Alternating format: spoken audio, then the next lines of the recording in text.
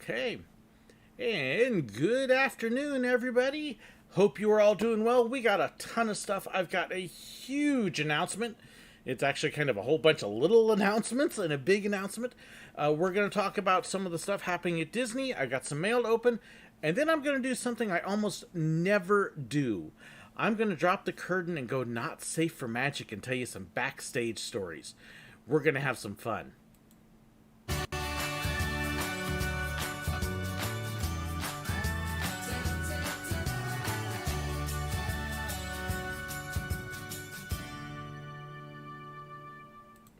So I hope you all are doing well this Saturday afternoon.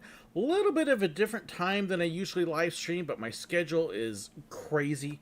But hope you all are having a good weekend. Like I said, I got a few different things I want to cover. I've got a little bit of mail.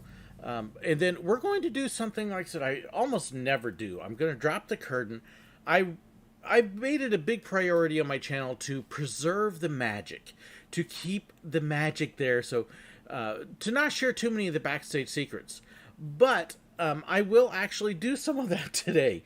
I'm going to save it for the last half. So look, about 30 minutes or so is my goal to be able to go at that point. And I'll share some of my own personal stories, my introduction to Backstage, and then we'll kind of see where we go. So if you've got questions about what really happens behind the scenes, save them up for that point. We will definitely get there. It is good to have Emma with us from the Talking Mickey Project. If you have not seen my interview with her, go check it out. She does some amazing interviews. Really cool. So definitely check her. Parker Odell, the Japan accident. Are you talking about Dodonpa, which they just closed? Not so much an accident, just several incidences. Actually, the big accident that's been making news is Cedar Point. And then there was a raft in Iowa Adventureland as well. Those instances were why I did my video about a week and a half ago about the injuries and accidents. Come on, brain, function here. So that was actually what prompted that video. So if you want to know a little bit about what happens, how parks prepare for it, go check that out. But no, I haven't heard anything necessarily about an actual accident. But at least not in Japan. So we've had a couple things happen, and I've been doing Zoom calls with my patrons and supporters over the last couple weeks. Good to have you from the UK, Asteria. Love that we've got so many people. But we have been doing, with the Zoom calls, a whole bunch of talk because I had some big stuff happen.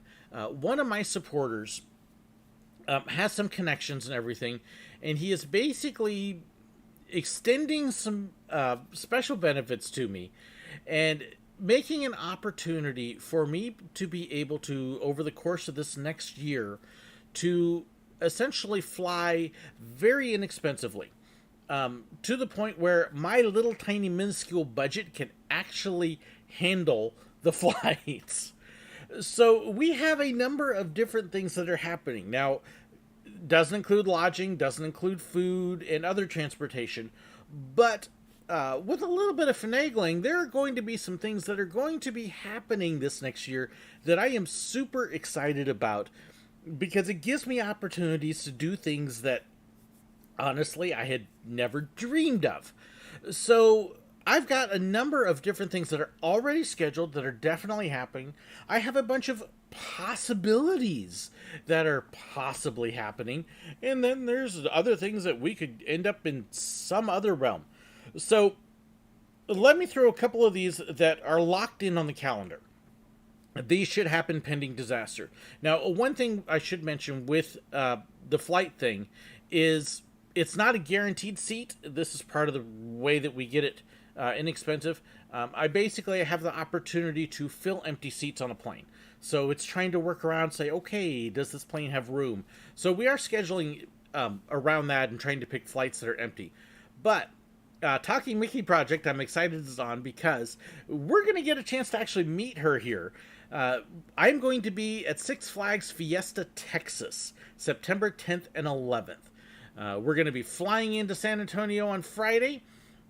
Yes, Jacob, this will be up later for others to watch. But we're going to be flying in San Antonio on September 10th. Going to Fiesta, Texas. It opens at 5. So I am actually going to be... there's a Whataburger right by the park. I'm planning on being at Whataburger at 3 o'clock. So I know it's a Friday. I know people work. But I will be there. So if you want to have a chance to come to Whataburger, have a quick meal with me. We're going to Fiesta, Texas Friday night. And then also for a couple hours Saturday before I have to turn around and fly back out again. Now, I am not into all the haunt stuff, the Fright Fest. I'm there to get the coasters and the rides. So while we're at Six Flags, I know it's Fright Fest, but we're going to be doing what we can to get around it and just trying to catch what we can. This is a quick in and out trip, so no chance to see the Alamo. There's no time. I'm literally flying in Friday early afternoon, and I am leaving Saturday mid-afternoon. So it's boom, hit Fiesta, Texas, because I have passes. Doesn't cost me anything. I actually have a free room I've saved up on hotels.com. So that is in and out. I know. Whataburger is much better than In and Out. I'm not an In and Out fan. But yeah, just quick and easy. So I'm even hooking up with a friend. The only expense I'm going to have is food. And that's how we're kind of doing these trips, is whatever we can do. So my Six Flags membership is going to come in very handily. Good afternoon, Craig. Hope you're having fun in Sioux Falls. Good to have you with us. October 11th, I will be at Six Flags Discovery Kingdom. I'm going to go visit my dad in Northern California for the first time in way too long. But I'm going to take advantage of that trip to visit him, and I'm going to Six Flags Discovery Kingdom, again using the Six Flags passes, and we will be out there for that day. That is Columbus Day here in the States. Here, let me make sure I'm looking at everything right. So excited about that. That's October 11th, and I'm also looking forward to hopefully catching the Railroad Museum in Sacramento on that trip. Let me see. What else do I have on my calendar here that is locked in? We will be at Silver Dollar City. The plan is to go on Thursday the 30th to catch their pumpkin nights and everything happening there. We are still hopeful for Israel leaving November 19th. We will see if this happens. We're keeping an eye on everything there. We will know mid-October. We will make a decision if we're going to go to Israel or not, and if COVID will allow us to. But that one's kind of, we'll see. If we get to go to Israel, we will be in Amsterdam for a 10-hour layover on Saturday the 20th. And we will be doing a meet and greet there. So Amsterdam is on this list. Also, right now also locked in at this point is Busch Gardens Tampa, May 20th to 22nd. And we will be having a meet and greet at Busch Gardens in Florida. So yes, that's actually on tap. And that one is courtesy of Craig. So we are looking forward to that. Boy, they're already going on about singing. Hey, come on, I can sing with the best of them. Anyways, what this whole deal offers up is opportunities for me to take quick trips out, visit something, and come back again. Lodging, like I said, is going to be an issue, so if I can do something where I can fly in the morning and then fly back out that night and not have to pay for a hotel, that's cool. So I'm looking at crazy ideas like flying out to New York, hopping a taxi over to Coney Island and visiting Coney Island because I've never been there. And of course, you go to Coney Island, you got to start singing "Under the Boardwalk." Okay, there you go. There's your singing moment. We're looking at flying into. I have family in Baltimore. Flying up and going to DC and going to Six Flags America because of my passes. I'm looking at possibly going to Southern California where we have family and visiting Six Flags Magic Mountain again. So I've got a number of things like that we can do free and no cost. We're also going crazy and dreaming here that if COVID allows and it becomes safe, there's possibility of going to Australia in the Gold Coast. So for my Australian viewers, all this stuff that I've been saying, yeah, are you going to pay for it? We may have possibilities of this. We may with my daughter, if she gets her opportunity to go to Japan, this allows me to fly to Japan with her and possibly take some advantages there and maybe, just maybe, do Tokyo Disney. That is now a possibility for it. The other thing that it opens up as possibilities is collabs. There's a lot of creators I would love to do collabs with, and living in Missouri makes it really difficult. This allows me to fly in someplace, like I could fly down to Orlando in the morning, meet up with somebody outside the airport, do a collab with them, film it, and then come back home. So I have possibilities now of being able to work with some people and maybe being able to do some collabs and some interviews and some stuff like that I wouldn't. So if you know people that would be happy to meet with me, I've got a couple things I'm starting to throw out feelers. I'm excited about this possibility. There is some really neat stuff that could happen. Now, my restrictions, I have to be back for Sundays because I am a pastor. That means I got to be here for my main job. But that is actually, it leaves me the weekdays that I can go. I have arrangements. I can miss my midweek. So there's possibilities. There's some amazing things. And so, yeah, just some really cool stuff to look forward to. Now, I do have, again, some certain rules. There are certain things that I know I've had some people reach out and, say, hey, if you come here, I can put you up. I kind of get picky on where I stay and who I stay with because I got some weird sleeping habits, and I am also married, and I don't want anybody to think anything weird. Just laying that out there. But possibilities. So, couple quick things of mail here. While you guys are kind of stewing on that and going, ooh, so think about that. I love your ideas on where to go, what I can do as a day trip. I am flying out of Springfield, Missouri, which is a small airport, and generally I would be flying down to DFW and then going out from there. But it opens up a whole realm of stuff, and even potential, if COVID allows, for Holland, for Canada, and a couple other things like that. So who knows? We got all sorts of stuff. Yeah. A couple quick things here. Oh, I love this. Let's see. Happy National Roller Coaster Day. Time to ride. So let's see. This was sent on the 16th. So, do y'all celebrate Roller Coaster Day? I forgot it this year. I totally forgot it. Terrible. Then Barry sent me one other one here. And it says, Happy Labor Day. Enjoy a cookout, fireworks, and a day off from work. I found this postcard with transportation you used when you were a kid. Oh, thanks, Barry. My wife and I are actually going to be going out. We've got a bed and breakfast that has been offered to us for a few days over Labor Day weekend. We are going to just go hide from the world for a few days and give her a break as she's starting out school. So, but yes, looking forward to that. Couldn't it be nice to have a break? I have two of them because I'm overdue. I have one for the wife and then one for me. So let me see here. I got a couple other things. Figuring out which one I want to open first. So let's just go with the way I got them stacked. So I got another package from Barry here. Let's see here. Oh, gee, look at the time. Imagine me singing when the Blues go marching in. How about when the Saints go marching in? Got to get the right song there.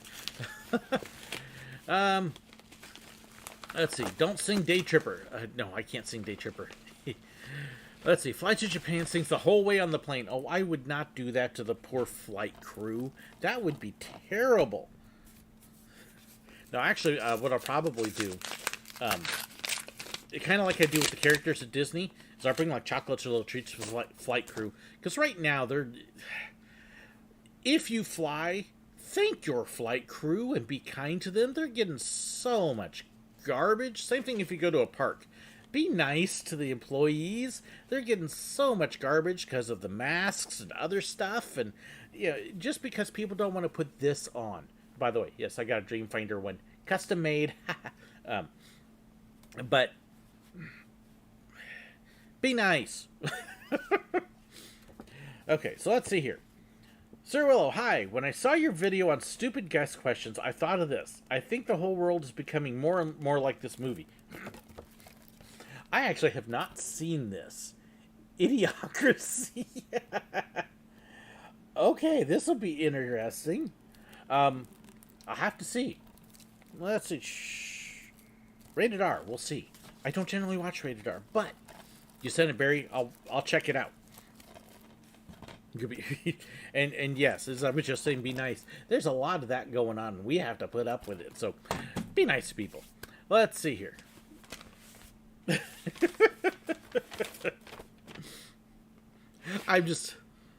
There are so many things going through my mind right now that I can't say based on that. But no, I would love. Do you have places you want me to go? That you want me to visit? Places that we can do on a quick day in and out? Send me your suggestions, your ideas.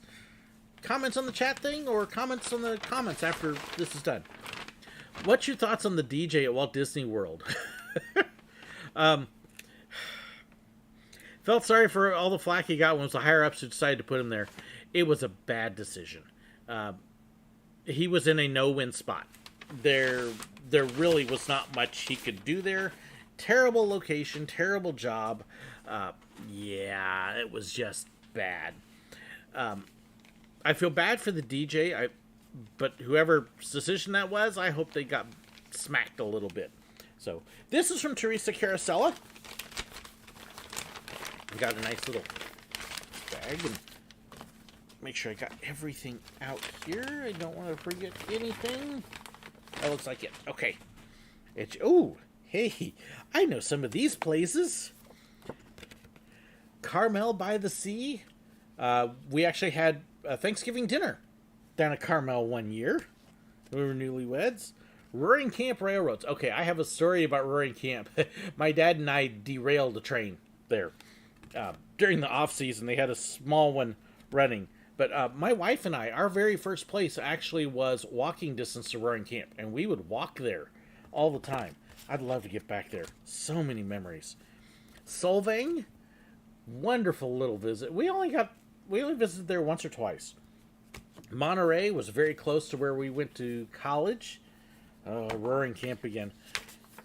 We really liked Roaring Camp. We didn't ride very often. Like I said, my memorable one was with my dad on a day there weren't very many people, and we derailed the train. Right along in the car, and all of a sudden you get this bump. What was that? These aren't supposed to bump, and we got to take a van ride back out. Hearst Castle? Went there when I was a kid. Been a long time. Monterey's Old Fisherman's Wharf. That is where the aquarium is. Beautiful area. We had Thanksgiving dinner there one year as well. We did great stuff like that when we were newlyweds living in that area. Cannery Rose right down there. And then the Winchester Mystery House, which is a crazy, weird place. Weird place. And then 17 Mile Drive. That's also around Monterey. Beautiful area. Very good. Is Ideas Board a good suggestion place as well? Yes, Ideas Board also works, although it tends to be more for video suggestions. But yes, that can also work, or you can always email SirWillow@gmail.com. That works as well. So, let's see. Oh, Josh is asking what happened.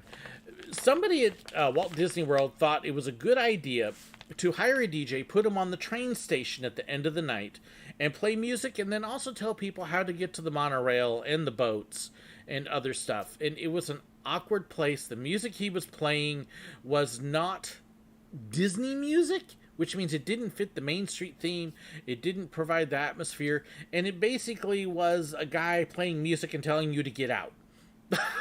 It's not quite that rudely, but yeah, it just was not real good.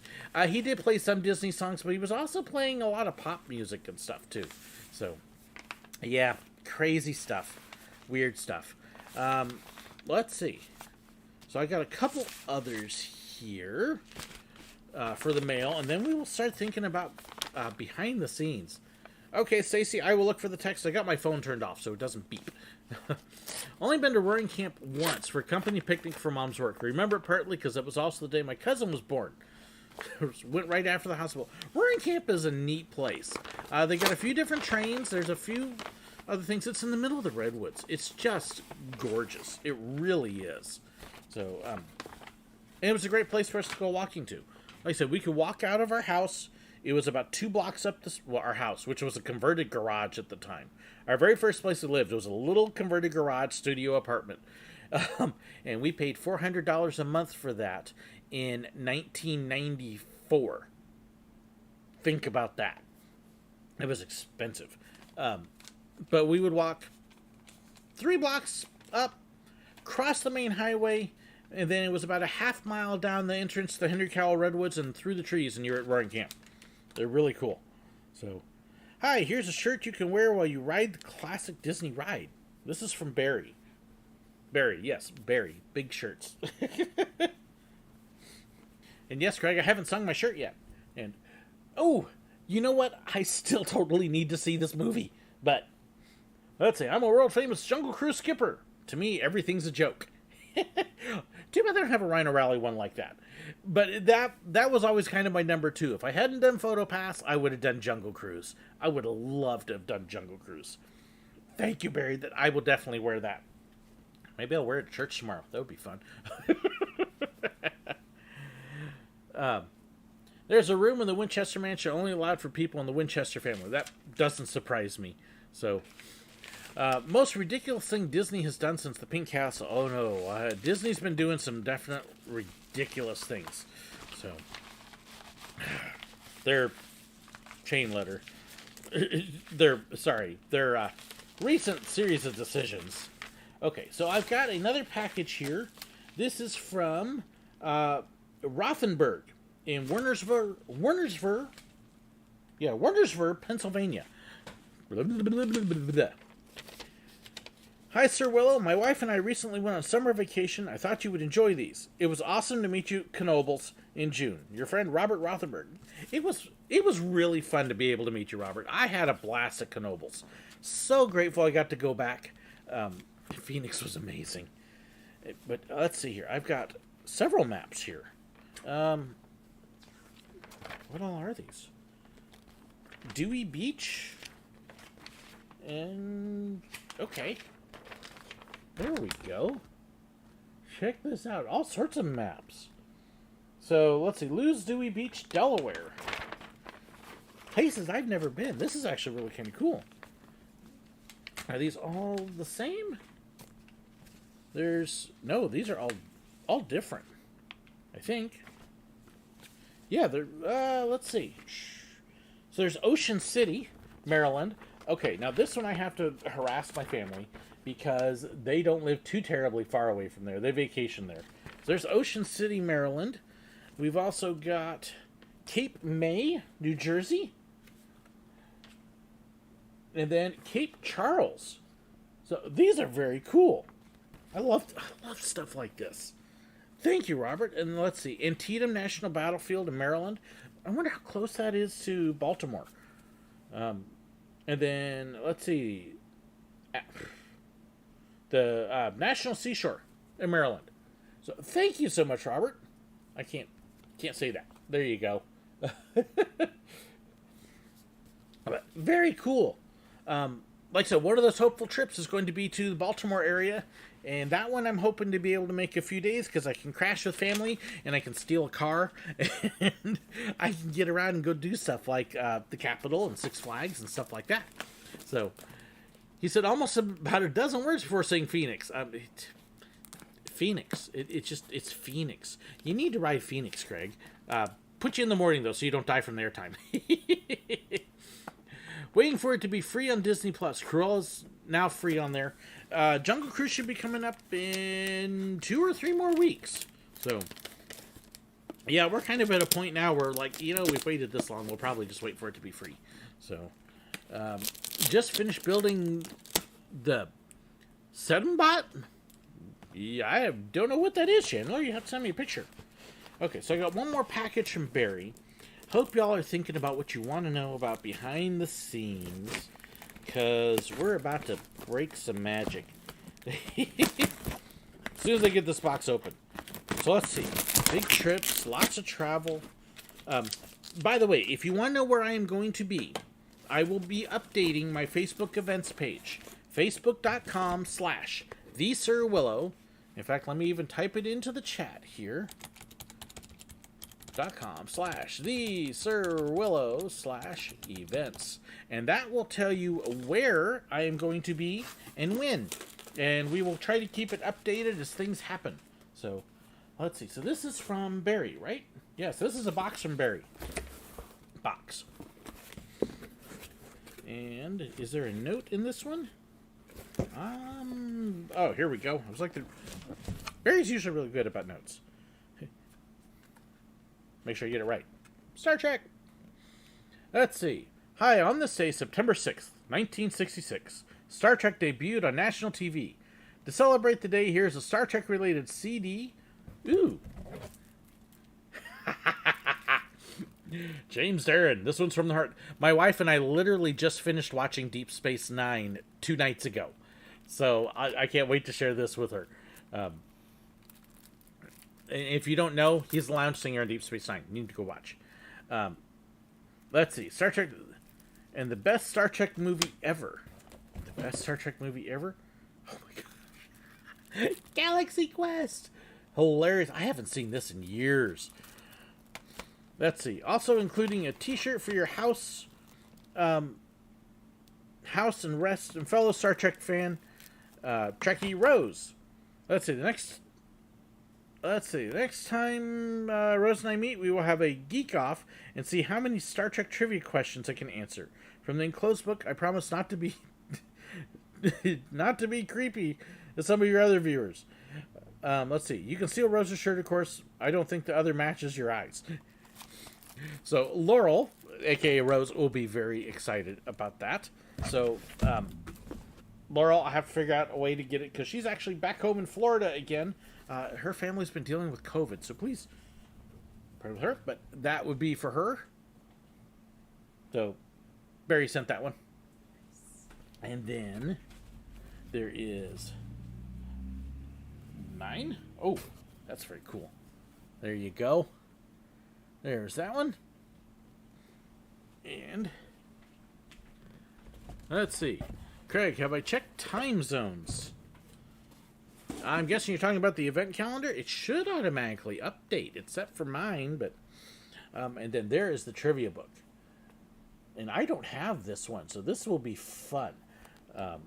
I do have one other Star Trek trivia book, but Barry's someone who sent it. So very cool. Thank you, Barry. That's going to be on my days off when I go on that retreat. I got reading material now. I got lots of reading material. So let's see. You got me kind of curious now, Craig, as to what you're referring to with the time zones. I'm guessing you're talking about the events page. So let me go pop it over. And do I have... Let's see. I'm going to have to actually update it because I got to get San Antonio. So I will get the events page updated on my Facebook thing because it's not showing them. I will do that later today, I promise. I'll probably do it shortly after I'm done with the live stream. So Sesame Place would be a cool trip. They do both Halloween and Christmas events. Sesame Place would be great. The issue with Sesame Place becomes flying into it. Is there an airport nearby? Is there transportation to it? How do I get in? Because I got to pay for that. And so it becomes an issue of airport, transportation, tickets. And that's going to be kind of my big thing with a lot of the travel is how do I pay for those? Because our budget isn't growing. We just have an opportunity for transportation. The nice thing with Six Flags, like I said, is I have a membership, so I can get into any Six Flags park free. I also have, because of COVID, an upgraded membership, so I get a very nice discount on food. And because we kept our membership up during COVID, I actually have some gift cards to cover food and stuff at them.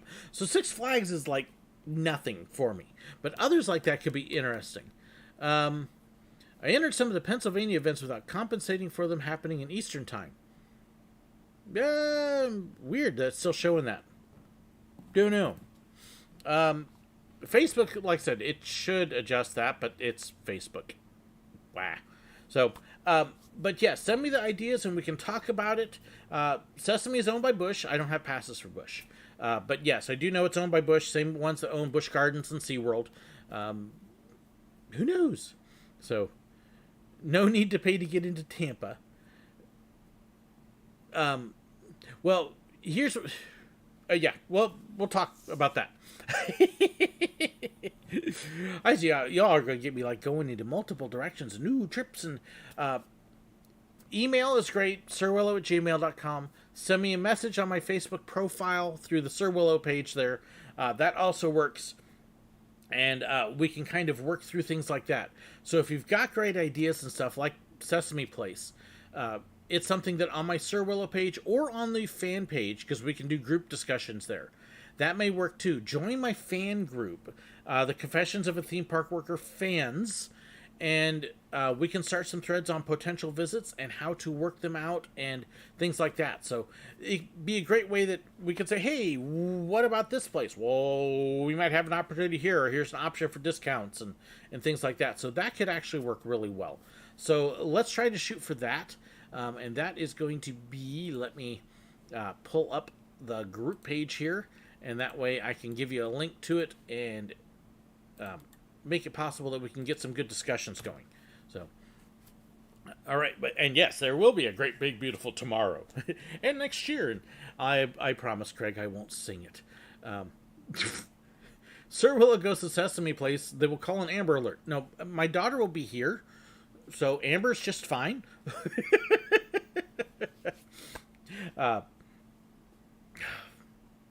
Bad jokes. Bad jokes. Okay. So anyways, that kind of covers the potentials, the futures, and the trips. That's my big personal announcements. So I'm excited about all that.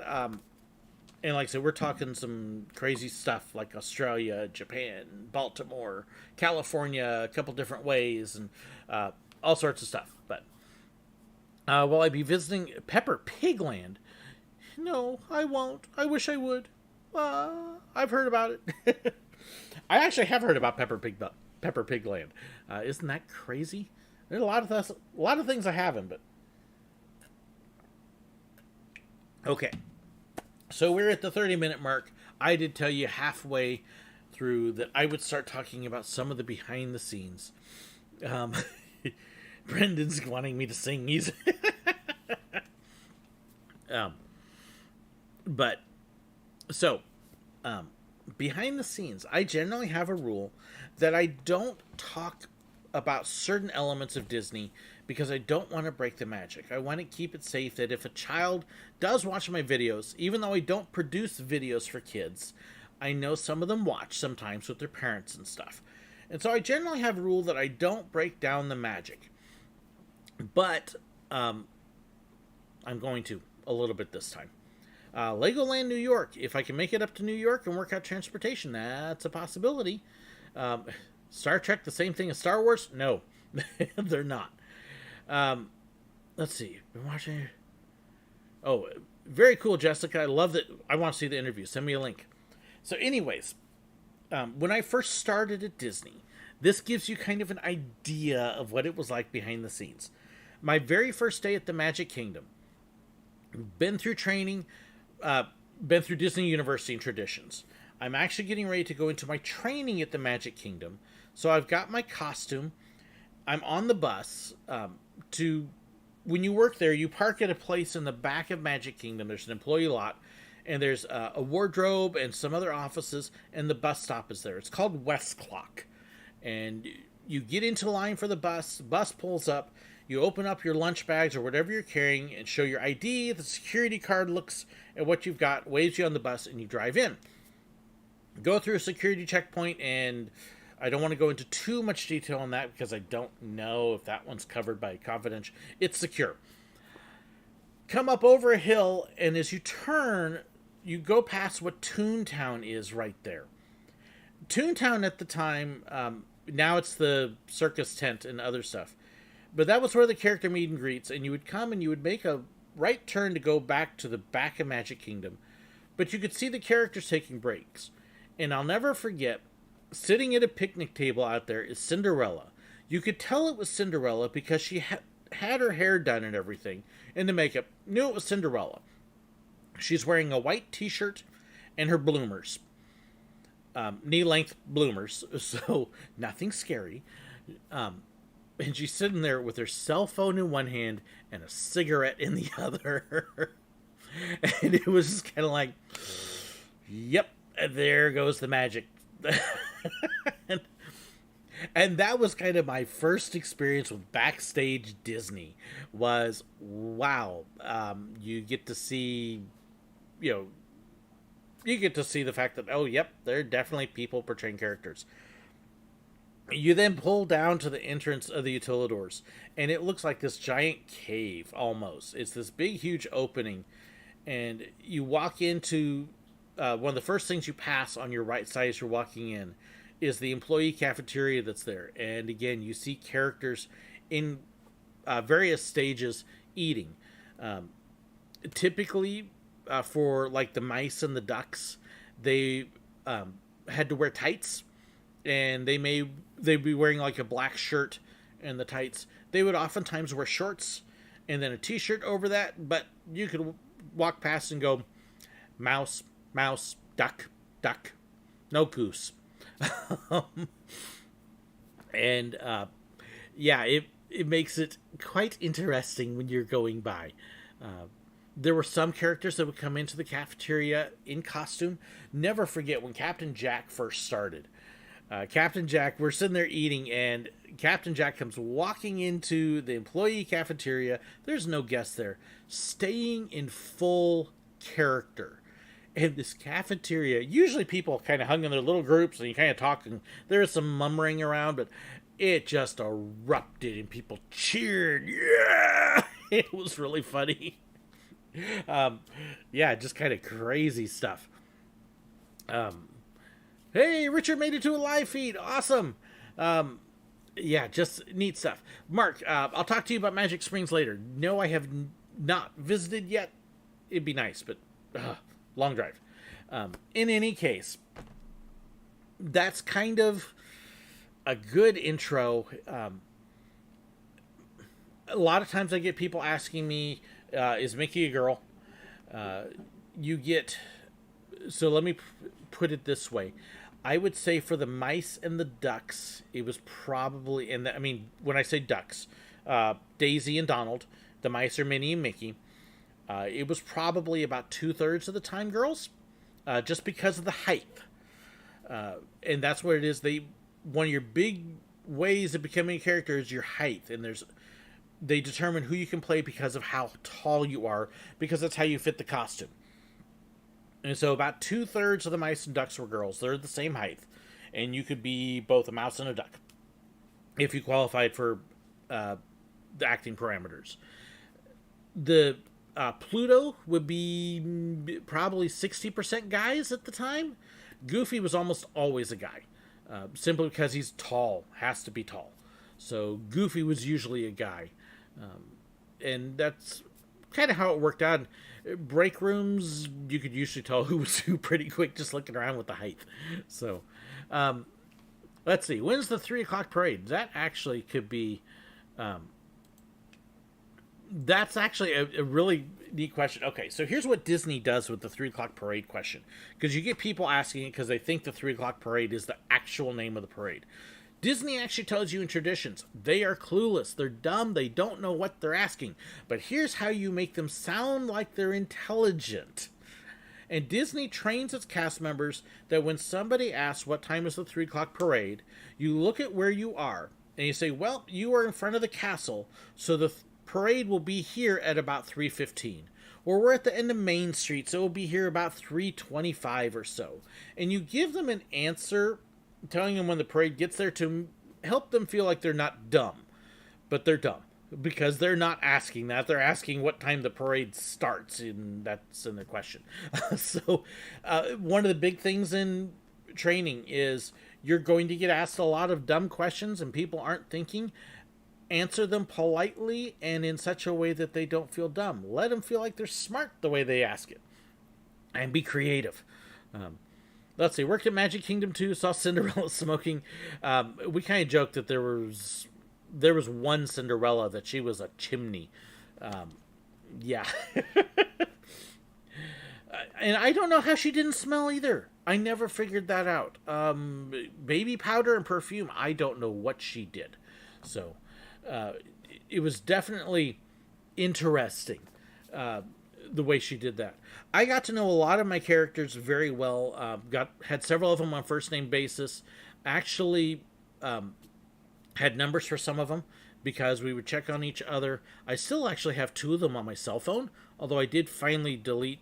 I deleted Jen and I deleted Carissa because I don't talk to them anymore because I'm in Missouri. It was kind of weird having people's phone numbers that I don't talk to. I am actually still friends with the very first character I ever worked with. So here's a nice story for you. My very first character, after I get all trained and I'm all ready to go, the very first thing they assign me to is to Donald Duck up at Main Street, in the square. You would have Mickey and Minnie that were meeting out in front of the train station, and then Donald would be meeting inside. And I got assigned to Donald, had never done it. Our rule at the time was we would go into the character break room to say hi, but we didn't stay unless we were invited. So I went in, introduced myself, all nervous, and this is my first time working with the character, and I'm working with Donald, and the person that was playing Donald came walking up to me and introduced themselves, and we hit it off really well to the point where we stayed friends all the way through. They eventually went into parades and to Phantasmic, and I kept up with them. They're married now with 2 kids, adorable kids, and it's just really kind of neat that you walk in to the dressing room and they're dressed, but they're very casual in between sets, and like I said, shorts and t-shirts, very loose fitting was the deal, and you make friends that way. And so that was really cool to be able to do that. How long does it take to learn where everything is? That varies from the person. When we first started, we were given a tour of Magic Kingdom.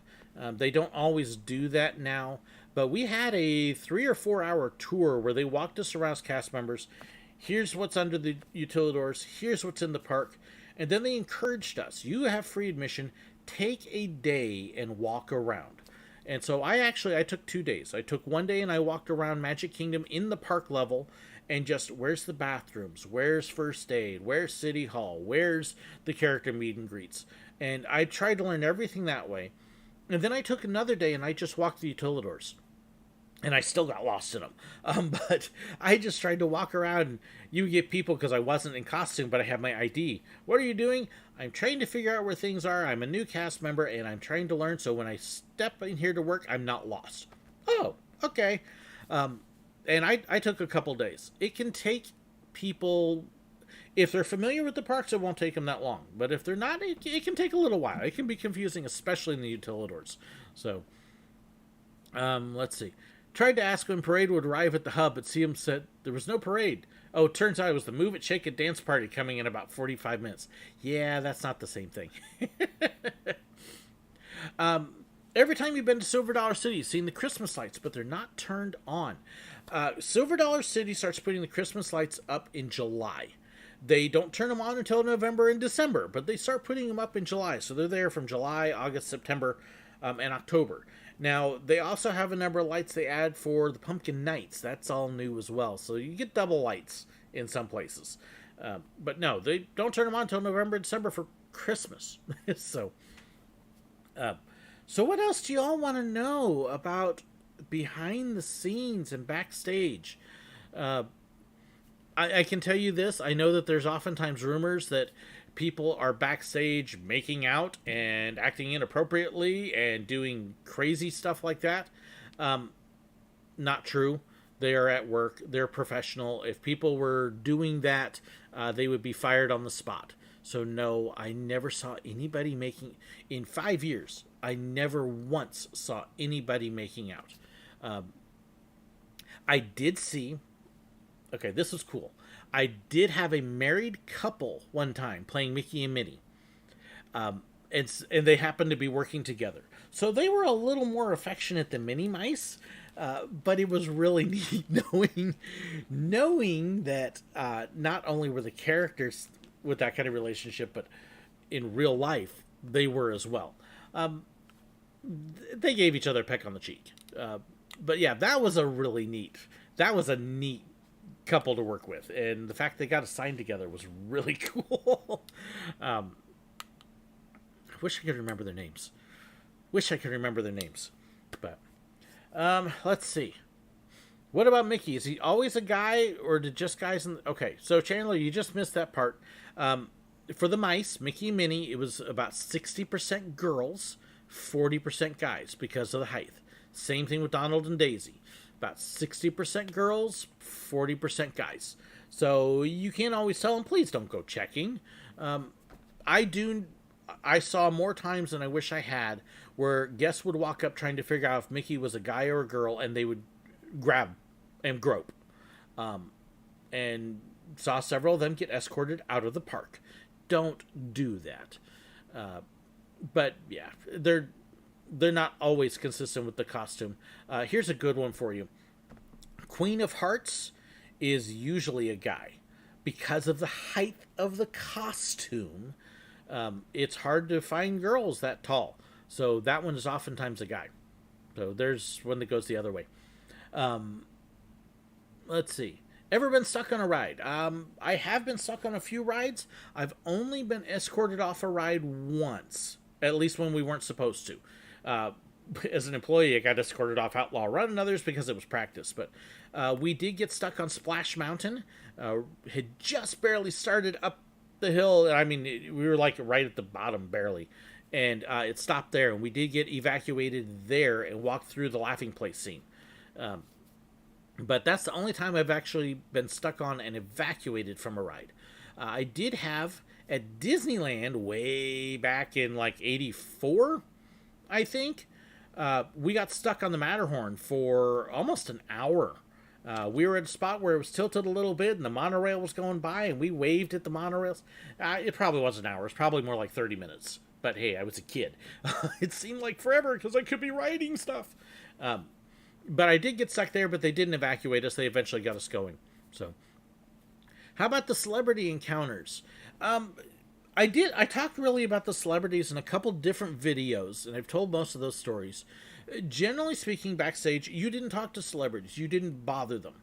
You didn't go, because it could get you fired. You left them alone, and you treated them like any other guest. So, there was one time at Magic Kingdom Utilidors, I was walking out of our base, which was underneath Main Street, and we heard a little bit of a commotion, and Miley Cyrus was going by with a little bit of an entourage, and she was around the corner. Okay, I will just wait here until they're past so I'm not in the way. You didn't bother them or say how to interfere. You just let them do their thing. They were usually, if they were in the Utilidors, they were being escorted by higher-ups or by tour guides, and so they would have access that way sometimes to avoid the craziness that would happen in the parks. But if you saw celebrities, you just treated them like everybody else. That was kind of how you did it.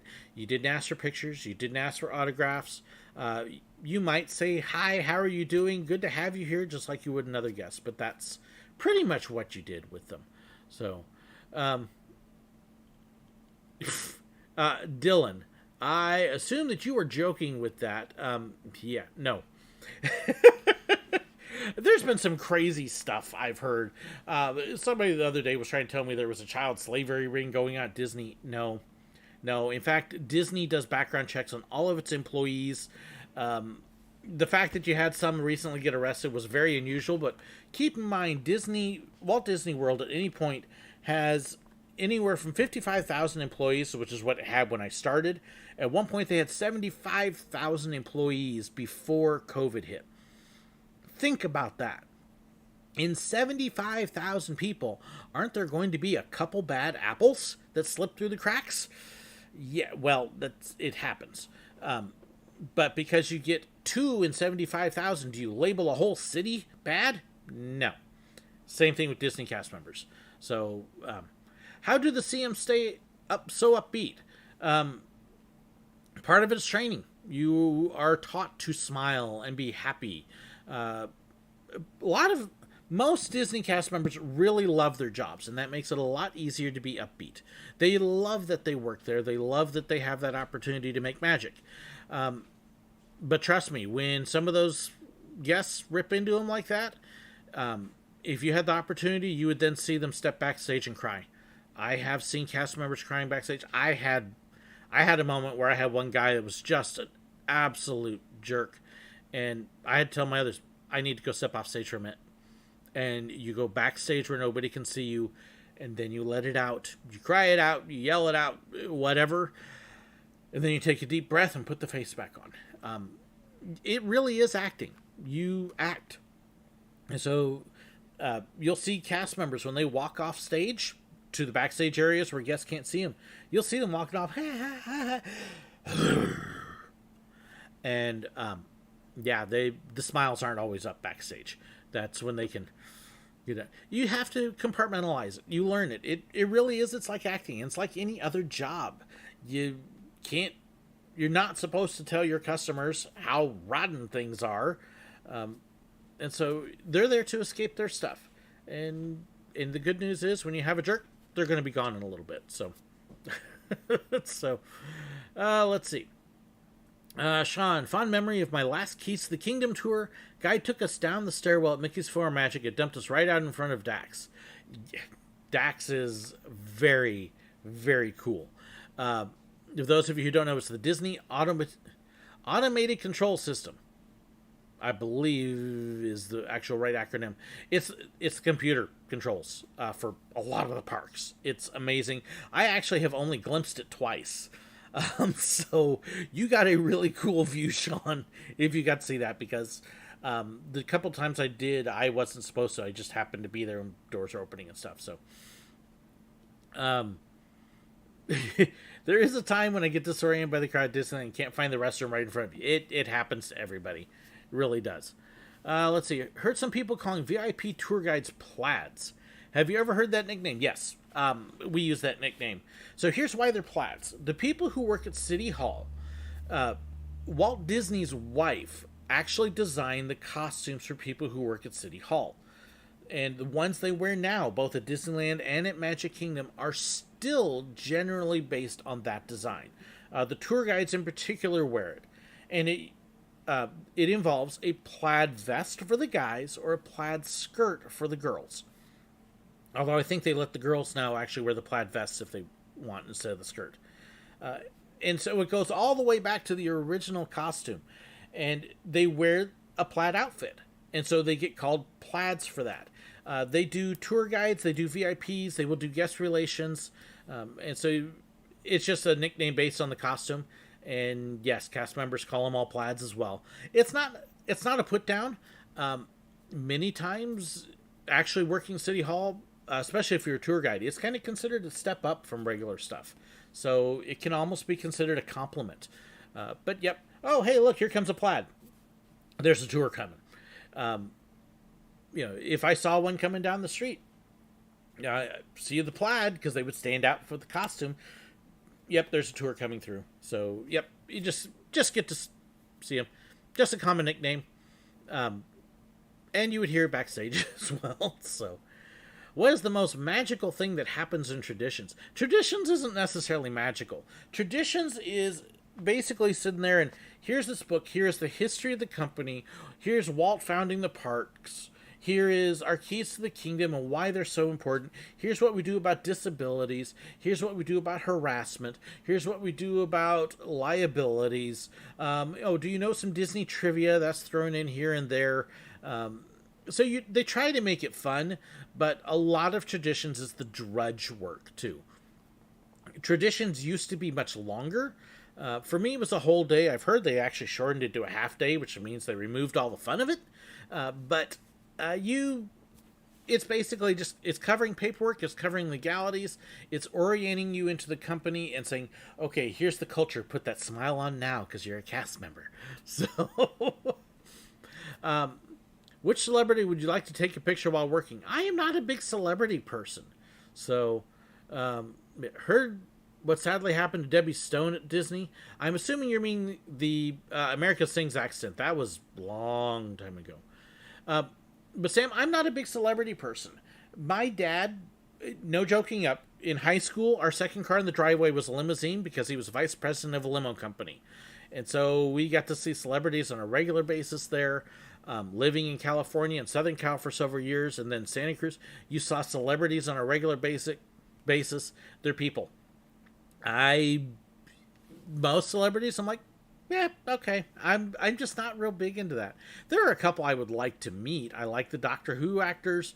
There's several Star Wars actors. Mark Hamill would be cool to meet, but I'm not. I'm not one of those. Oh, I gotta get autographs and pictures. That's just not me. So, did I get hugs from the characters? Oh yeah, I see characters, I hug them. Especially the ones I knew. What was cool was I would have times when I would be walking in the park with my family and be walking past characters that'd be out on the street doing their deal, and they would recognize me because they would know me from working with them. And so I would get random hugs from characters in the middle of the park. It was really fun. So, surprised I've never been a Grand Marshal.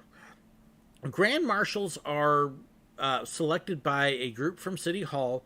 They are not something that other cast members can influence. They are really kind of an independent group, and they don't pick cast members. They pick guests from other areas. And one of the questions they will ask is, are you or any of your family a cast member? And if you are, you ain't getting it. Although we did do something at the time called the Family Fun Day Parade. And that one, they were a little more open. When I was leaving Disney, there was actually a spot where I took a break because of my cancer and thought I was quitting possibly for good. My family came in to spend the day with me, and I talked to the people who did the Family Fun Day and was able to work out a deal where my family was able to be the Grand Marshals for that. And that was basically meeting at the hub, hopping in the car, driving around the square, and waving and everything, and then driving up Main Street. I did get them in for that, and took pictures, and didn't have money for the CD, so didn't get any of the pictures I took. But they did get to be Grand Marshals that way. So that was one that being a cast member, because I worked the parade so often shooting Grand Marshals, I was able to pull some connections there just for that one parade, but not for the main one. The main Grand Marshal is always a guest. Getting a mouse name tag would be magical. Craig, I actually saw somebody, there is a online group of cast members. Oh gosh, I'm trying to remember what their name is.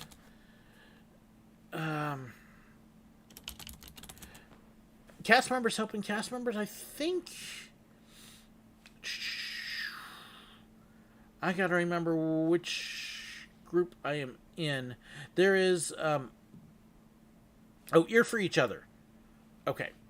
So this is a really neat group. It is cast members that were laid off for various things from the parks, and they've been filling in. And I'll post a link here. There was one that actually just recently posted that she will make custom name tags. And I'll have to find the post and dig it up. I'll try and put it in the comments later. But you can order your own Disney name tag through her. It's like $15, and it'll look like an authentic Disney name tag. So there's a way to get it for you. Was there anywhere I avoided in the tunnels? No, not really. I tried to avoid standing too close to the trash chute because it stank. And it was obvious which one it was. It was this big, huge thing, and when they flushed trash through it, it would bang and clunk and everything. And there were a couple ends. The trash disposal site was out by Splash Mountain and in a back corner over there. And so if you walk towards that end, the smell would get even stronger because that's where the trash went. And yeah, it was. I didn't usually have a reason to go down there, so that was fine. But yep, that's what I avoided. The utilidors definitely had a very unique smell to them. Some people really didn't like it. It didn't bother me. I thought it was okay. It just smelled weird. It smelled a little bit dank, but at the same time perfumed, and it was just an odd smell. and I don't really know how. It's one that if you ever smell it again, you'll go Disney Utilidors, because it's the only place I've ever been that smelled like it. It's just weird. Is the only thing I can say. So during the day, do see them cycle around to different locations, work a ride, work a food cart, work crowd control? No. You are in a department, and each department works in its own deal. So PhotoPass is PhotoPass. Rides are called attractions, and you work attractions. If you work food, you work food. Crowd control, most of the time, came out of City Hall, and it was a special division that was all they did. Now, you would occasionally, for parades, you may have, or for park opening, you might have attractions, people come out and kind of monitor the entrance to their ride or their attraction, but no, they were all different departments, and you stayed in your department. And you would generally, if you're working attractions or dining, you stayed in your location all day. So if you're working dining and you're working at Pecos Bills, you're at Pecos Bills. You may move around in the kitchen, or if you're a cashier, you may move to different spots or help people out front with the menu, but you're at Pecos Bills. If you're working an attraction like Splash Mountain, you are at Splash Mountain all day because there's one costume. They can't change costumes 3 times a day. It doesn't work. You will work different positions. You'll do entrance and height measurement as people come in. You may do grouping and assign them to where they're going to sit. You may run the control panel. You may do seat checks and make sure they're seated right. So you'll have different spots on that ride and attraction, but you stay in that attraction and at your spot in the park. So no, you generally don't bounce around. In fact, you can't. You just can't. So if you're working a food cart, you're probably going to be at a food cart all day. You may stay at that cart, in fact, all day, except for when you have a breaker. That may change, but for PhotoPass, we were always PhotoPass. I was unusual in one regard, in that very early on, I got crowd control training. I actually went out of my way and took an extra day and said, please train me on crowd control, because as PhotoPass, we were out on the parade routes beforehand and helping clear the streets and things like that. And so I thought it would be a really good idea for me to have that extra training since I was out there doing it. And my job still was to take pictures, but it allowed me to help the crowd control people much more effectively than if I hadn't had the training. But I still did not officially do crowd control. I did have a certification. I could have picked up a shift, but it would have meant having to go through management and approval, and no, not worth it. So, let's see here. Soylent Green, nice, Craig. Disney Studios Burbank is moving to Florida. Yeah, that's actually been something long in the works. Taxes have a lot to do with it. California, high taxes. Florida, very low income taxes. So that's a big thing. A lot of people are trying to say, oh, it's due to COVID. No, it's due to taxes. So, Dan, Craig, I definitely love to see that name tag. That would be cool. What's been your worst day on the rails of Silver Dollar City? I didn't have one. So, Jessica, I'll give you a hint. Best and worst questions don't work because there's no such thing for me. In fact, even at Disney, I can say I honestly only had like 5 bad days, and 2 of them are actually memorable. One was the day I collapsed on stage with cancer, and the other one was the day I thought I was going to get trained for quality assurance, and then things didn't happen, and I didn't get trained that day, and I was ticked. Those are the only 2 days that stand out as bad days in all of it. So, yeah, I don't have bad days. I have fun at whatever I do. So, let's see. Thought the real tags from becoming a cast member issued traditions. Normally, at the end of traditions, you get your name tag. Once you have finished traditions successfully and done it, then your name tag will be waiting there for you. There have been different traditions. There were some times where they would actually give out Mickey ears. I didn't get Mickey ears. But yes, you're all done, and they actually call out. There's a couple different ways they do the name tags. They may call your name out and hand you your name tag. In my case, they actually had them laid out on a table, and we had a lousy traditions thing in that regard. I love traditions, but the fun things they do where they announce your name tag, we didn't do that. Hey guys, thank you so much for finishing traditions. Your name tags are on the table welcoming you as an official cast member, so go find your name. Okay. So, is it true that Disney employee who empties the mailbox on Main Street has to be sworn in by the USPS? I honestly don't know, Galili. That would be a City Hall question. I didn't work for City Hall. I didn't do guest relations, so I really don't know. Fantasy Prince, are they really nasty? Yes. Absolutely. Oh my goodness. Watch some of my silly and dumb question videos, and yes, there are some extremely rude guests. I will never forget, we had one time, Star Wars weekends. I was there with my family as a guest, and this guy was just losing his mind on his wife and kid, to the point where I was about to step in myself, and then security came around the corner. In fact, especially right now, the cast members are dealing with a lot of extremely rude, a lot of extremely aggravated guests over face masks. And they're cursing at them, and I would not want to be a theme park employee right now, because the abuse they are getting from people who are supposed to be there having fun, instead they're wanting to turn it into a political and freedom issue. You don't want to wear a mask at the park, don't go to the park. Sorry, that's simple. Wait till it's all done, go get your vaccine so you don't have to worry about it. But, yeah, you'd have some people that would get very rude and mean. And you learn to let them do their spouting and just, yep, okay, sorry. And then as soon as they leave, you just turn it off and forget it. And like I said, sometimes you would have to go backstage a little bit. I got cussed out a couple times at work, and it's just part of the deal. With any job, some people thrive on being jerks. Other times they're just having a really bad day and they just need to let it out on somebody. And you happen to be the lucky one. Let them out, give them a smile, and hopefully it'll help them out. But yes, there are definitely... I've had a couple times I've had to call security. You don't ever want to do that. Usually because they're yelling at me, I'm waving at somebody else to call security or something. But I've seen security escorted out. I've seen them do... I have seen far too many characters get abused. Jasmine in particular got a lot because at the time she was kind of wearing the bikini top outfit. And I watched Jasmine get grabbed and groped a few times and watched all the princesses get propositioned and stuff, and just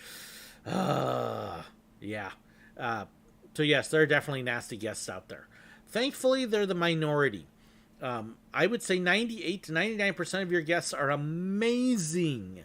But yeah, you got those couple. So let's see. Craig, I've seen Maynard at Tiki Room. Our whole trip at Disneyland, we didn't see Maynard. Maynard is a semi-famous cast member. He's a card and a character. But I never got to meet him. We didn't see him. We looked for him. But what's one defunct ride at Walt Disney World you wish you could do? Mr. Toad's Wild Ride. Maybe 20,000 Leagues Under the Sea would be a second one. Wait, no. Two at Epcot. Horizons? I would love to... I've never experienced Horizons. And I'd love to see the original Journey into Imagination. So probably those two would be my top picks. Horizons I heard so many good things about, and I've never seen it. So, Mother Dragons, good to see you. Yay! Come to Minnesota. Give me a reason to go up to Minnesota. And a way to cover the extra costs. I don't even know what there is in Minnesota. So, let me see here. Coming to Israel, we are waiting to see, Jeremy. The plan right now is November 19th to December 30th. If we get to go, we've got a 10-hour layover in Amsterdam on the 20th of November. But we're waiting to see if Israel opens up. That's going to be the big issue. And right now, I don't know what to think. We're having to work around my wife's schedule as a teacher. That's going to be a lot of it. And then whether Israel opens the borders or not. We are hoping. We desperately want to go. We've got most of the money raised. If it happens, we're going to need to raise about another $1,000 to cover housing for it. But we're waiting to see, and we probably are not going to know until October for sure. So I hope. Let's see. When I'm at the parks here in Norway, I always make sure to pay a big thanks to employees. Good. Thank yous, even little cards that says thank you for going above and beyond. Just a smile a lot of times. It is a huge deal. I know at times when I would have a pain in the neck guest, that guest that came up afterwards and said, thank you for what you're doing, I appreciate it, would make my day. And that's what I would remember more than the rude guests. A lot of times they would make up for it very quickly. So, you know, the Hall of Presidents, from what I have heard, so Gliliat says, I can imagine politics response coming to the Hall of Presidents when they move the Biden wax figure in. Here's what I have heard rumbling through the grapevine at Hall of Presidents. Because they had political garbage when they put Obama in. They had political garbage when they put Trump in. They're tired of political garbage.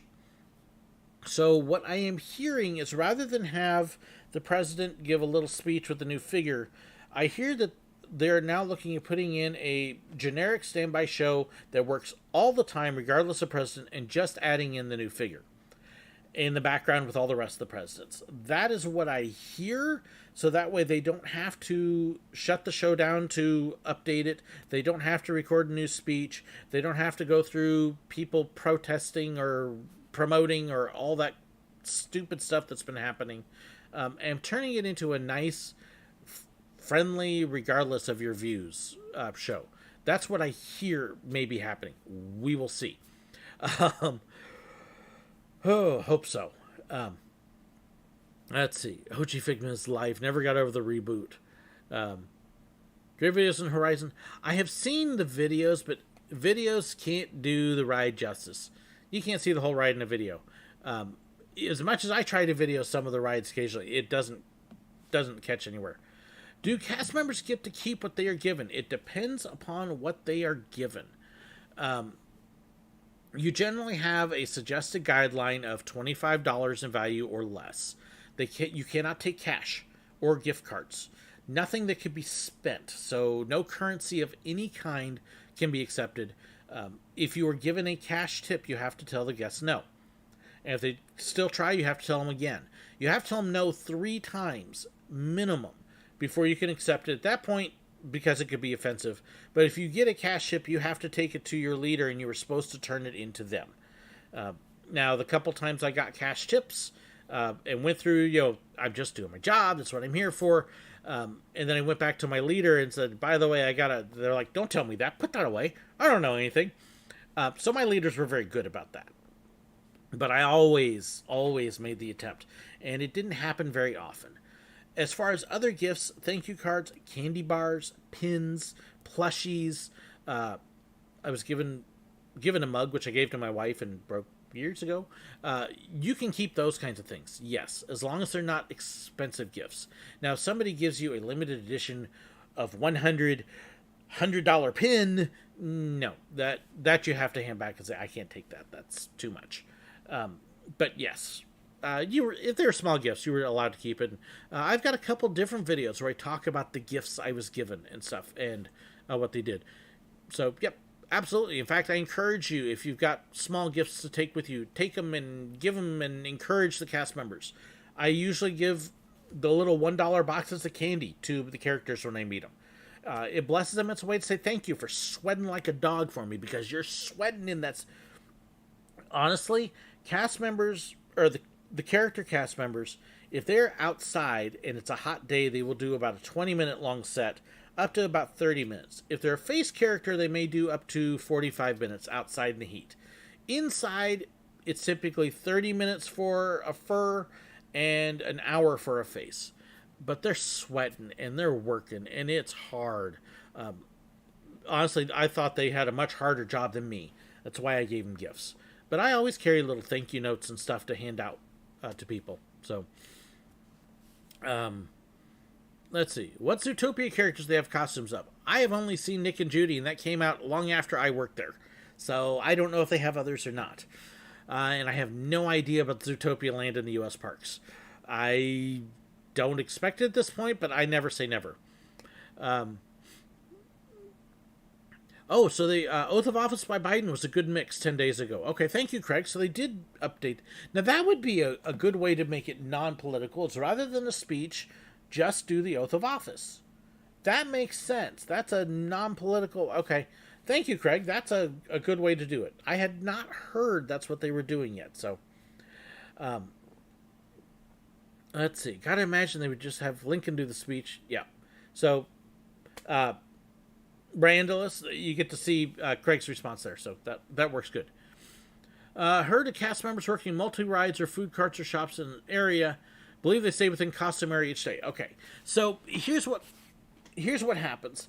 If there are some rides where you have a dedicated group of cast members, like Jungle Cruise and Splash Mountain, those cast members only work that ride. There are others, like Fantasyland rides, where they will rotate among the rides. So they may be working, and I'm going to think old Fantasyland here, so forgive me. They may work... actually, I think Small World is a dedicated group. I might be wrong on that. But Peter Pan, Winnie the Pooh, I was going to say Snow White, although it's now the Princess Meet and Greet, so now it's a little bit different. Dumbo, the Carousel, those you may be trained at multiple rides and you will rotate through them because most of them only have a couple cast members working. So if you want to work breaks and stuff, you will rotate different rides that way. But you stay in your area and you'll notice the costumes will stay the same. That's why. So if it's a ride that has fewer employees on it, excuse me, I need a drink.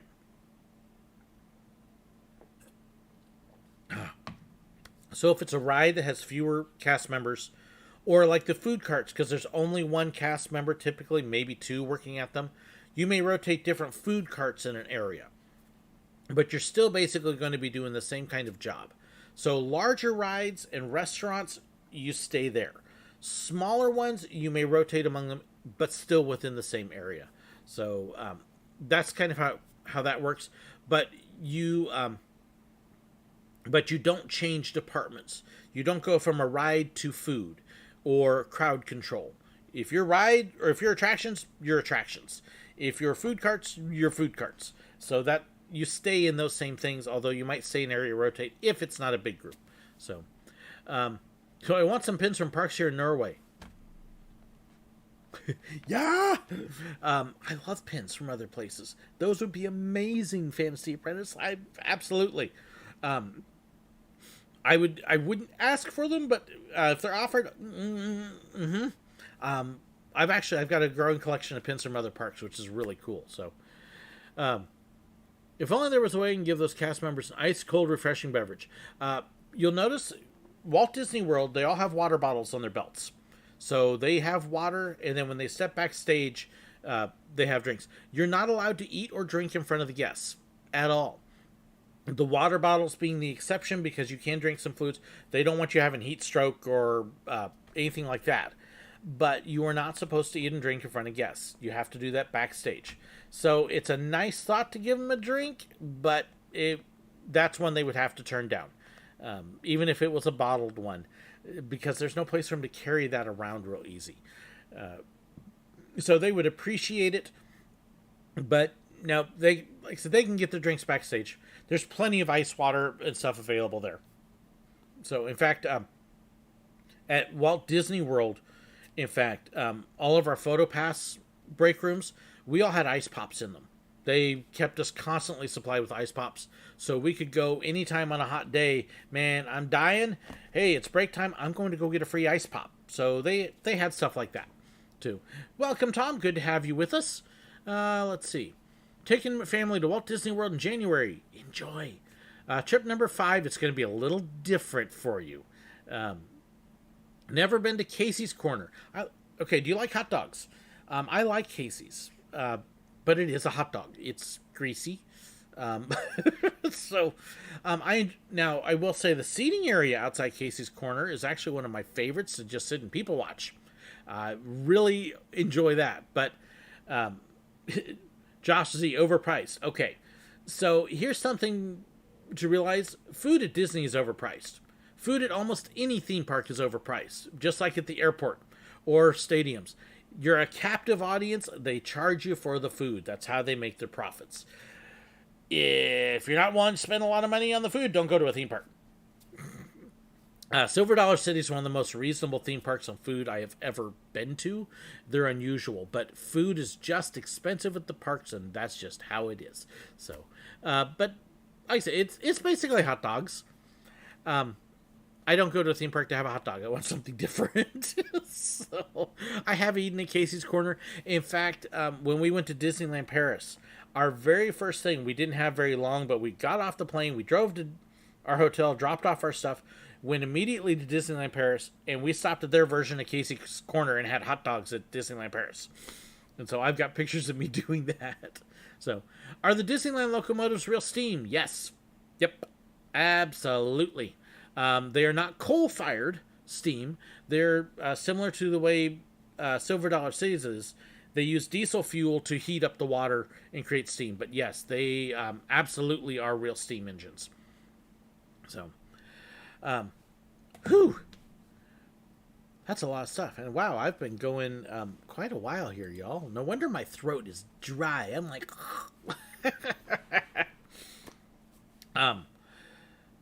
So I'll tell you what, let me give us about 10 more minutes here, because we've got 50 of you on right now, so I can answer a couple more questions. And again, kind of throwing out, well, in fact, here, let me kind of show you what my calendar looks like. So those of you sticking around will get an idea of what I am looking at doing. And this is my current calendar. So my wife and I are going to be relaxing out of here. Six Flags Fiesta, Texas. Friday the 10th, Saturday the 11th for a couple hours, and then I get to fly back home. This one, I am out of state. That is my break. Silver Dollar City on September 30th. And looking forward to that. And we may pop something in here if I can work it. We'll see. Don't count on it. And then coming up in October... this is going to be Six Flags Discovery Kingdom Day on October 11th. I'll be floating around Branson a little bit here. Silver Dollar City on the 22nd there. You may see something else pop up here. We are working on a couple possibilities there. End of October. And then, let's see. Southern California, this is also a possibility. Maybe. Looking at San Diego possibly and visiting sister, so maybe SeaWorld. And then here starts the trip to Israel. So what's my thoughts on Genie Plus? Jeremy, you got to go. I just posted a video Tuesday on Genie Plus. So go check that out. That's the best way to answer that one for you. And but yeah, check out my video I posted Tuesday. Head to the channel spot and you can believe and you can see it there. So believe the locomotives of Disneyland use biodiesel. Okay, they use a diesel type of fuel, but they're still steam. They use diesel to heat the water up in the boilers and then produce the steam, but they are still steam engines. So you can have a steam engine run on diesel. Instead of shoveling coal or burning wood, it uses diesel to heat that up. So I need to immigrate to Canada. Oh, if I need to immigrate to Canada, we got to talk about Canada. I'd love to get up there. Does Silver Dollar City have food without hazelnuts? Yes, quite a bit. In fact, Silver Dollar City now actually has binders at their eating locations with the allergens listed. Hazelnuts. You don't see hazelnuts around here very much. Peanuts maybe, but... What do I think of the new Genie Plus? Robert, and again, okay, let me grab a link for the video on Genie Plus since there's a couple of you asking about it. And that way we can pull it up here because, like I said, I just posted it Tuesday. Copy link. Okay, so posting up into the chat. There is the link to the Genie Plus video. So that will help you out there. So, and I go through the whole deal. I talk about why FastPass came about, how it worked, FastPass Plus, Max Pass, and then how all of that evolves into Genie and what Genie may or may not do. And and because there's a lot of people that are just, oh, it's horrible, they're paying. I don't jump into that. I actually go into what it is and what it isn't and how it may or may not work. So that will work. So come up north, Canada's Wonderland. I would love to, and like I said, with the whole flight thing, I have an opportunity to get up there. The question then becomes, like I said, it's the lodging and the tickets and stuff to get in. Because while we might be able to cover flights, my budget still doesn't allow for the others. And I have to be honest, this is going to be a year of change for us. Not only do I have the opportunity to fly and travel, and then figure out the lodging and transportation and stuff, but we are starting to see some other potential changes, just even in our own lives. My wife and I are looking at possibly next summer looking for other jobs and stuff. Channel will keep going. I want to reassure you, won't change the channel, but we are looking at some other possibilities in real life as well. So, and as that comes to fruition, we will let you know. So, let's see. Tim from Fort Worth, Texas, love Texas Giant. Oh gosh, the new Texas Giant is amazing. I also love the old one before it fell apart. Love Iron Rattler at Fiesta, Texas. I can't wait for that. September 10th. September 10th. Iron Rattler and Wonder Woman are right up there. I can't wait. I get 2 weeks. 2 weeks. So, yeah, we're almost there. And again, Whataburger at 3 o'clock on that Friday, and Six Flags at that. So, yeah, life should come first. Don't worry, it will. But there is... It's not anything that's going to affect the channel, honestly, because I love doing the channel. It really is. It's potential job changes and moves and stuff. We are exploring some things. We have been here 10 years, almost 11 years now. And my wife's school district, even though she's tenured, she went from being full-time at high school to half-time high school, half-time junior high, and changing schools, and it's a mess, and it's just kind of like, this is getting old. So, we'll see. Have I ever worked Chewbacca at Star Wars Launch Bay? Star Wars Launch Bay did not exist when I worked at Disney. In fact, the only time Chewbacca would come out was Star Wars Weekends. We didn't have Launch Bay. That was still the animation courtyard. So, yeah, that's... So, nope. I did work Chewbacca Star Wars Weekends once. But, yeah. Have I seen Treasure Island 1950? Yes, a long time ago.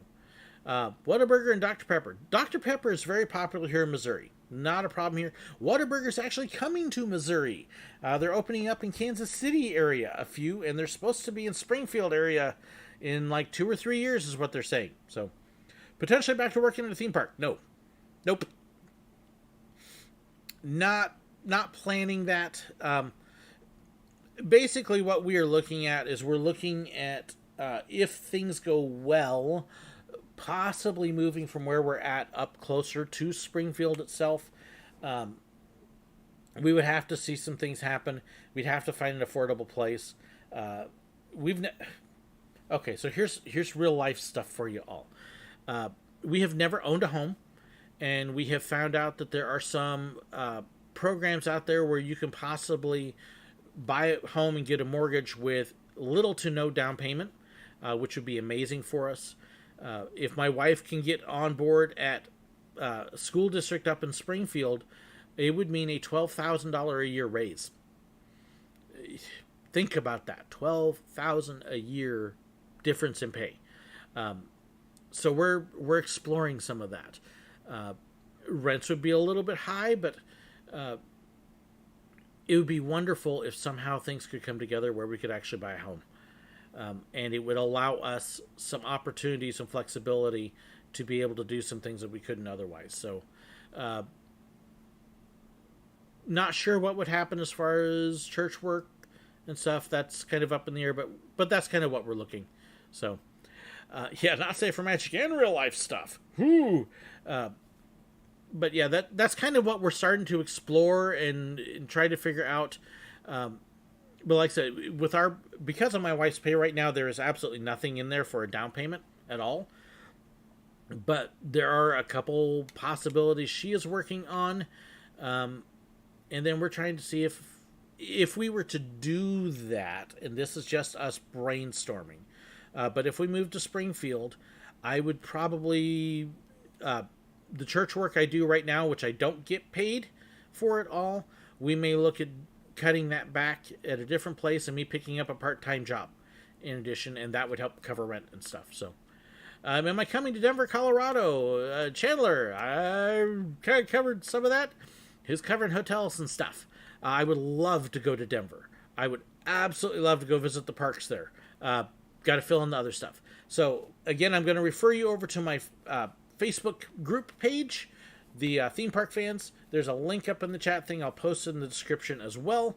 And that's where I would say have discussions about where for me to go and stuff like that. So that would be the best way to discuss when and where and how we can make it work.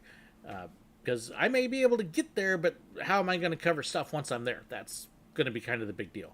And especially if we're being serious about possibly wanting to get a house, I'm not going to be able to just spend money all over.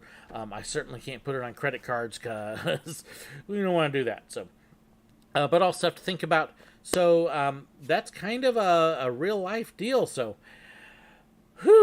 all sorts of stuff. So hope you all have fun with this. We really did go all over the place with all sorts of things I hadn't expected. So, but hope you enjoyed it. Have fun. I had fun too, and we will shoot for another one of these in 3 to 4 weeks. And who knows, with all these trips, I may even do some other stuff. How far is Springfield? Springfield, Missouri. From here is about 45 minutes, but my wife wouldn't be still teaching in the same place. So, have been to Willits, have not been on the skunk train. So, seen it, but haven't been on it. So, my mouth is all dry now from all that talking. So, thank you so much, everybody. Hope you have a wonderful Saturday. Please keep Laurel in prayer and her family as they deal with COVID. And we've seen a couple other things in the chat too. But hope you all have a wonderful day. Thank you so much for watching. Thanks so much for being here and tuning in with me. I appreciate it. God bless.